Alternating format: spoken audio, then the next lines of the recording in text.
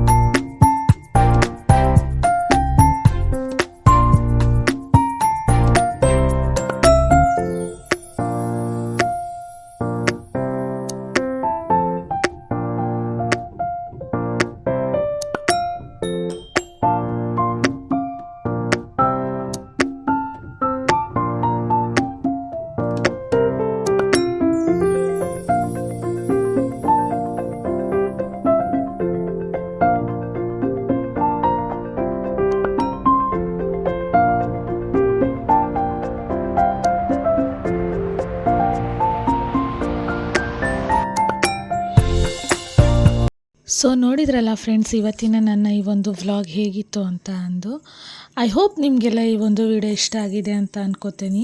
ಈ ಒಂದು ವಿಡಿಯೋಗೆ ಲೈಕ್ ಮಾಡಿ, ಶೇರ್ ಮಾಡಿ, ಮತ್ತು ಇನ್ನೂ ಯಾರೆಲ್ಲ ನನ್ನ ಚಾನಲ್ಗೆ ಸಬ್ಸ್ಕ್ರೈಬ್ ಆಗಿಲ್ವೋ ಆದಷ್ಟು ಸಬ್ಸ್ಕ್ರೈಬ್ ಮಾಡ್ಕೊಳ್ಳಿ. Thank you.